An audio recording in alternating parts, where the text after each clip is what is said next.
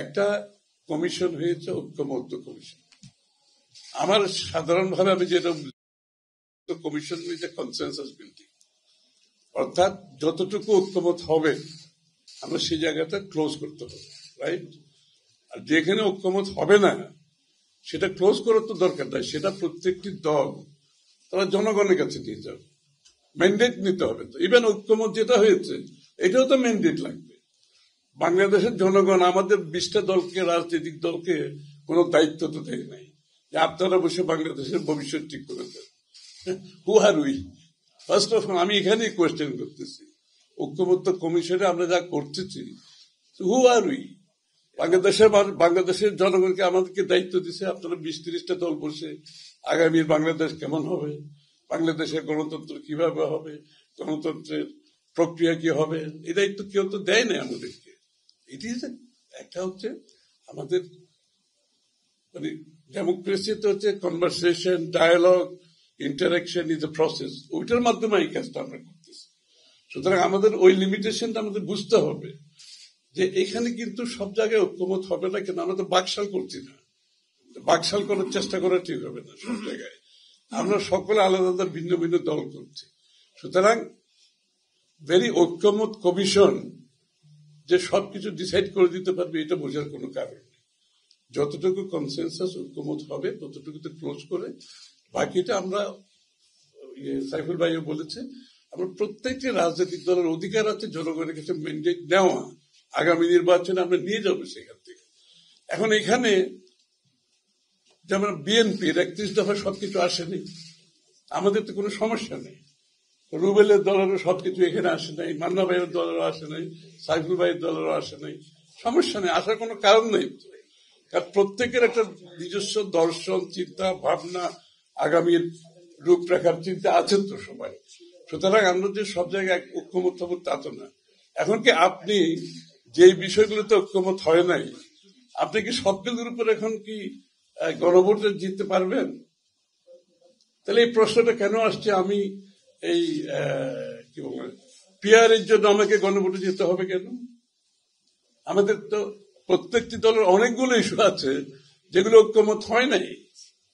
তাহলে ওই যদি গণভোটের প্রক্রিয়া আপনি যেতে চান আগামী 2 বছর, তো আপনাকে গণভোটই করতে হবে। ফার্স্ট অফ অল এই দায়িত্ব আমাদেরকে কে দিয়েছে এই সিদ্ধান্ত নেওয়ার জন্য? আমাদেরকে জনগণ তো এই দায়িত্ব দেয় নাই। বাংলাদেশে একটি অন্তর্বর্তী সরকার গঠিত হয়েছে কিসের ভিত্তিতে?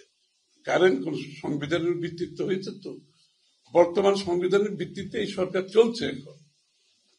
সুতরাং বর্তমান সংবিধানের ভিত্তিতে সরকার চলে, অন্তর্বর্তী সরকার চলে, তাহলে আমাদের গণতান্ত্রিক অর্ডারকে যদি ফিরিয়ে আনতে হয় এবং পরবর্তীতে পরিবর্তন করতে হয়, প্রথম দায়িত্ব হচ্ছে আমাদের বর্তমান সংবিধানের আওতায় নির্বাচন করে গণতান্ত্রিক অর্ডারে আমরা আগে আসতে হবে। আগে আপনি once you restore the democratic order, আপনি সেখান থেকে আপনার পাবলিক ডিসকোর্সে বলেন, পার্লামেন্টারি ডিবেটে বলেন, পার্লামেন্টের ভিতরে বাইরে বহু আলোচনার একটা গণতান্ত্রিক দেশের সুযোগ থাকবে।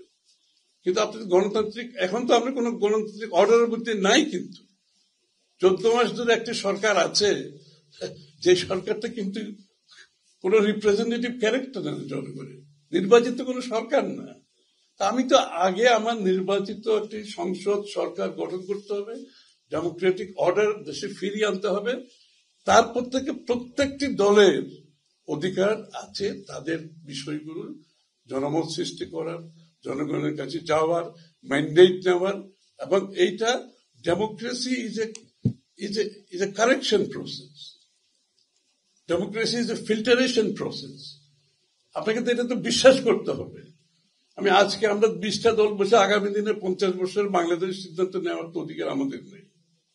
আপনাকে ডেমোক্রেটিক অর্ডারে গিয়ে ডেমোক্রেটিক প্রসেসের মধ্যে থেকে আপনার কথাগুলো বলতে হবে, জনগণকে আপনার বিষয়গুলোকে নিয়ে আপনি জনমত সৃষ্টি করতে হবে। এই প্রক্রিয়াতে আমরা বিশ্বাস করলে তাহলে যতটুকু ঐক্যমত হয়েছে সেটাকে আমরা অ্যাকসেপ্ট করে আমরা আমাদের ম্যান্ডেটগুলো জনগণের কাছে নিয়ে যাই, ইনক্লুডিং পিয়ার। আমরা কিন্তু কোনো কিছু রুল আউট করার পক্ষপাতী না, এটা আপার হাউস হোক লোয়ার হাউস। আমরা তো এই মুহূর্তে সিদ্ধান্ত দিতে পারবো না যে লোয়ার হাউসে হবে কিংবা আপার হাউসে হবে। সেটা আপনি নির্বাচিত হয়ে আপনার ম্যান্ডেট নিয়ে সংসদে আলোচনার মাধ্যমে সিদ্ধান্ত নিতে হবে। বাংলাদেশে আমি তো ওয়েস্টমিনিস্টার কথা বলছি, কিন্তু ওয়েস্টমিনিস্টার পুরোটা কি আমরা প্র্যাকটিস করেছি কোনো সময়? করি নাই। এটাই সিদ্ধান্ত নিতে হবে যে let us make the parliamentary process fully. আপনি পদায়নে বলেন কিংবা যে কোনো ন্যাশনাল ইস্যুতে আপনি পার্লামেন্টারি কমিটির হাতে তুলে দেন না। আপনি পার্লামেন্টারি কমিটিগুলো তো বলা হয়েছে বিরোধী দলের লোকজন থাকবে, এটা তো সিদ্ধান্ত হয়েছে, আমাদের মধ্যে আলাপ হয়েছে। তাহলে এখানে চেক অ্যান্ড ব্যালেন্স আছে। প্রত্যেকটা পার্লামেন্টারি কমিটিতে সরকারি দল বিরোধী দলের সদস্যরা থাকে, ওখানে কিন্তু কোনো সমস্যা হয় না। আমরা যারা পার্লামেন্টে ছিলাম, পার্লামেন্টারি কমিটির কার্যক্রমের মধ্যে কিন্তু কোনো কনফ্লিক্ট ছিল না, কোনো কনফ্লিক্ট ছিল না। কিন্তু ওই বাইরে এসে কিন্তু প্রেসের সামনে যখন আসে তখন কিন্তু প্রবলেম। কিন্তু ইনসাইড দি পার্লামেন্ট, পার্লামেন্টারি কমিটিগুলো যেগুলো কাজ করেছে ওখানে কিন্তু একমত হয়েছে বিশেষ বিশেষ বিষয়গুলো নিয়ে। আমরা ঐক্যমতে পৌঁছেছি কিন্তু পার্লামেন্টারি কমিটিগুলো। বাট একটা জিনিস যেটা হচ্ছে, এখন আমি মনে করি কি এই কমিটিগুলোর ফাংশনগুলোকে আরো বেশি পাবলিক করা দরকার। ওই যে উইদিন দিস 4 ওয়াল না রেখে, যে বিদেশে যেভাবে আপনি পার্লামেন্টারি কমিটিগুলো হিয়ারিং গুলো পাবলিক হয়, এটা যদি আপনি পাবলিক করে দেন তাইলে কিন্তু ভিতরে কি হয়েছে সেটার সাথে বাইরের কি কথাবার্তার যে ব্যবধান সেটা আর থাকবে না। তো বিসাইডস দ্যাট আমি মনে করি আমাদের এই মুহূর্তে যেটা দরকার সেটা হচ্ছে পার্লামেন্টারি সিস্টেমটাকে আমরা কার্যকর করি। আর এই কার্যকারিতার মাধ্যমে কিন্তু অনেক কিছু বেরিয়ে আসবে। আরো যে সিদ্ধান্তগুলো আমরা এখন একমত ঐক্যমত আসতে পারিনি, সেই জায়গাগুলোতে আমরা ঐক্যমত হওয়ার জন্য পার্লামেন্টারি ডিবেটের মধ্যে আলোচনা হোক, পাবলিক ডিসকোর্সে হোক, সিভিল সোসাইটিতে আলোচনা হোক। আপনি যখন একটা গণতান্ত্রিক প্রক্রিয়া অর্ডারে যাবেন, এটা তো অনেকগুলো প্রক্রিয়ার মাধ্যমে সিদ্ধান্তগুলো আসার সুযোগ আছে।